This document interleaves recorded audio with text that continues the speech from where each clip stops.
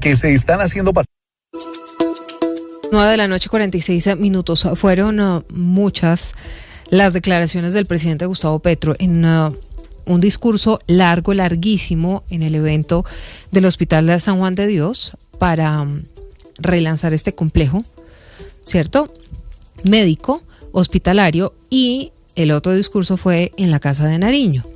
El presidente Gustavo Petro, que además viaja en las próximas horas a Panamá, habló del discurso que no fue, insistiendo en una tesis que tiene de que lo mismo que le pasó a Nicolás Maduro era lo que Estados Unidos estaba planteándose y analizando para que le ocurriera a Gustavo Petro, presidente de Colombia. Con unas diferencias, Lucas, del cielo a la tierra, entre otras cosas porque en Venezuela hay una dictadura, porque en Venezuela Maduro se autoproclamó hace más de un año presidente de ese país, se pasó por la faja los resultados de unas elecciones, y Gustavo Petro pues es un presidente democráticamente elegido, que termina su periodo el 7 de agosto. Pero en todo caso, la tesis del presidente de Colombia es que su futuro iba o podría ser parecido al de Nicolás Maduro. Pues eso es lo que plantea en la tarde de hoy Silvia el presidente Gustavo Petro, y tenemos que trasladarnos al 7 de enero, es decir, hace 20 días. Ese día había convocadas manifestaciones en el país, convocadas desde el gobierno en defensa de la soberanía nacional y la democracia. Esta era la convocatoria, y ese mismo día, de manera sorpresiva, pues terminó hablando el presidente Gustavo Petro con el presidente Donald Trump. De hecho, se retrasó un poco su llegada a la Plaza de Bolívar por cuenta de esta llamada. Ya lo hemos conversado, después de esta llamada hubo un cambio en el tono de ambos mandatarios. De hecho, el presidente Donald Trump decía en el mensaje que para él será un honor recibir al presidente Gustavo Petro en la Casa Blanca, y que le agradecía mucho todo el tono de la conversación. Pues sale de hablar de la Casa de Nariño el presidente Gustavo Petro, llega a la Plaza de Bolívar, y ahí mismo ese día decía, bueno, yo traía un discurso, me toca cambiar el discurso por la llamada que acabo de tener con el presidente Donald Trump, donde pues de hecho contó que duró cerca de 1 hora y demás. Pues hoy vuelve a hablar de esto el presidente Gustavo Petro, insiste en que alcanzó a tener escrito ese discurso, que no alcanzó a leerlo, y que pues ese día estaba buscando convocar al pueblo para movilizarse, o al menos eso era lo que planteaba en el discurso, el día que Petro cayera en el palacio cuidando la espada de Bolívar. Eso es lo que dijo el mandatario. En la Plaza de Bolívar, sino que Trump me cambió el discurso, pero está escrito y 2 personas lo tienen, algún día lo publicarán, porque era mi convocatoria, cómo teníamos que movernos como jaguar el día que Petro cayera en el palacio cuidando la espada de Bolívar. E iba a invitar a todos los soldados de Colombia que con permiso o sin permiso llegaron con el fusil y las municiones para convertirse en guardias libertadoras al lado del batallón guardia presidencial que fundó Bolívar. El día en que Santander personalmente lo iba a matar. Por eso no es el hombre de las leyes, es ladino, porque iba a ser homicida. Y ahí con 9:50 a.m. Pasarán las horas y veremos si finalmente todas estas declaraciones del presidente Gustavo Petro, que dejó la prudencia después de 20 días, van o no a pasarle factura cuando queda una semana para el encuentro en la Casa Blanca con el presidente de los Estados Unidos.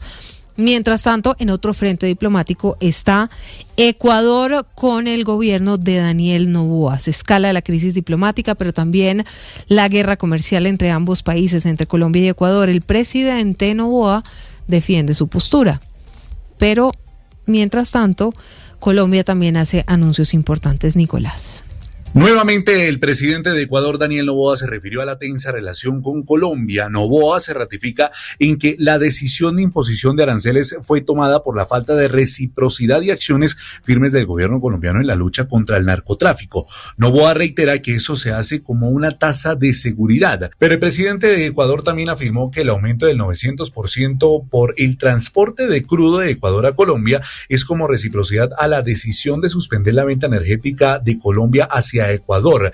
El mandatario ecuatoriano sostiene que ese país no puede esperar y la malla del narcotráfico se está expandiendo. Entre tanto, en medio de un trino, asegura que los capturados por los delitos de narcotráfico son identificados como colombianos, entre los que está alias Pipo, alias Fénix y alias Biche. Y es que por esto ya hay reacciones. Precisamente Campetrol, la Cámara de Petróleo, Energía y Gas, aseguró que con este nuevo esquema tarifario anunciado por Ecuador, sumado a la decisión de imponer aranceles del 30% a partir del 1 de febrero para Colombia, cambia de forma drástica el panorama. Según este documento técnico emitido por la Cámara, el incremento de $27,3 por barril generaría un sobrecosto diario cerca a los $531,000, lo que equivaldría a unos $194 millones anuales, suponiendo que se mantenga el flujo actual de exportación.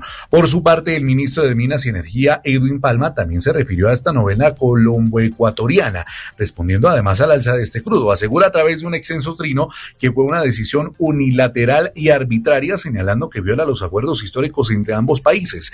El ministro Palma enfatizó que este tipo de decisiones no solo afectan el comercio entre ambas naciones, sino que también encarecen el clima político y diplomático de la región, bajo argumentos que, según él escribe en este trino, no se sostienen más allá de la coyuntura.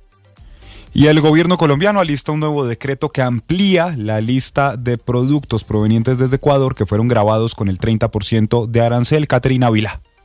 La guerra arancelaria entre Colombia y Ecuador parece profundizarse. El diálogo diplomático no ha surtido efecto y así lo reconoció la canciller Rosa Villavicencio luego de que no se concretara un encuentro en Ipiales que había propuesto el gobierno nacional para el 25 de enero. La Cancillería ecuatoriana, por su parte, informó que esta reunión no sería posible por razones de agenda de sus ministros.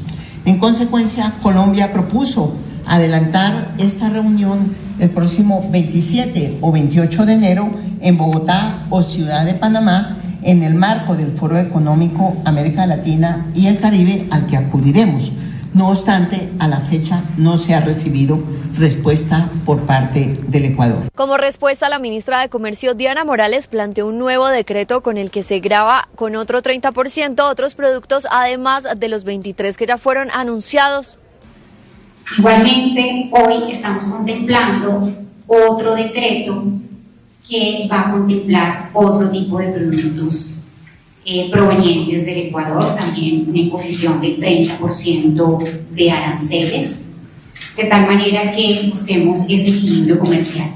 De todas maneras, como lo plantea la canciller, el gobierno colombiano está en toda la disposición de generar un diálogo constructivo, un ejercicio de cooperación conjunta. Esto lo dijo durante una rueda de prensa en Cancillería que ofrecieron los ministros de Defensa, Relaciones Exteriores, Comercio y la viceministra de Minas y Energía, Karen Schutt, quien se refirió al incremento del 900% en la tarifa de transporte de crudo colombiano a través del sistema de oleoducto transecuatoriano. Pasamos de una tarifa de $2.5 por barril a una tarifa de más de $30 por barril para Colombia. De manera conjunta, revisémonos la imposición de este gravamen al transporte de crudo desde el suroccidente del país, habilitar el paso de San Miguel de tal forma que se pueda exportar todo este crudo que está retenido allí ante esta restricción de carácter terrestre, viéndonos obligados a transportar el crudo a través de carrotanques. El ministro de Defensa, el general en retiro Pedro Sánchez, habló de resultados en materia de cooperación e insistió en que a pesar de las evidentes diferencias entre ambos países, el trabajo policial y militar conjunto se mantiene.